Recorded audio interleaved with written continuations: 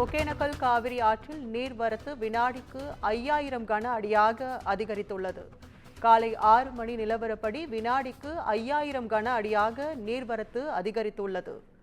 நேற்று ஒகேனக்கல் காவிரி ஆற்றில் நீர்வரத்து 3000 கன அடியாக இருந்த நிலையில் தற்போது 5000 கன அடியாக அதிகரித்துள்ளது.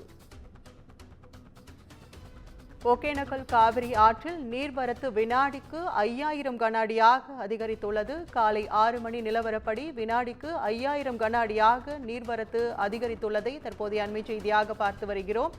நேற்று ஒகேனக்கல் காவிரி ஆற்றில் நீர்வரத்து 3000 கன அடியாக இருந்த நிலையில் தற்போது 5000 கன அடியாக நீர்வரத்து அதிகரித்துள்ளது.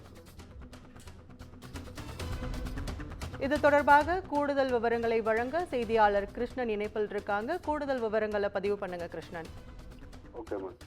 தர்மபுரி மாவட்டத்தில் ஒகேனக்கலுக்கு நீர்வரத்து வினாடிக்கு 5000 கன அடியாக இன்று காலை 6 மணி நிலவரப்படி அதிகரித்துள்ளது.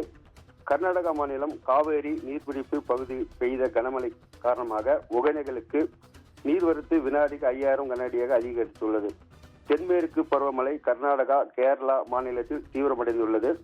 இதனால் காவிரி நீர்பிடிப்பு பகுதிகளான வயநாடு உள்ளிட்ட பகுதிகளில் கனமழை பெய்து வருகிறது.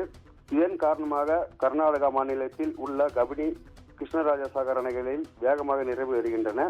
இந்த நிலையில் கிருஷ்ணராஜா சாகர், கபினி அணைகளிலிருந்து 4554 கன அடி தண்ணீர் திறந்துவிடப்பட்டுள்ளது. இதன் காரணமாக தருமபுரி மாவட்டம் ஒகேனக்கலுக்கு நீர்வரத்து அதிகரித்துள்ளது. நேற்று மாலை 3 மணி நிலவரப்படி 3000 கன அடி தண்ணீர் வந்து கொண்டிருந்தது. தற்போது கபினி, கிருஷ்ணராஜா சாகர் அணையில் இருந்து கூடுதலாக தண்ணீர் திறந்துவிடப்பட்டுள்ளதால் ஒகேனக்கலுக்கு நீர்வரத்து படிப்படியாக அதிகரித்து தொடங்கியது.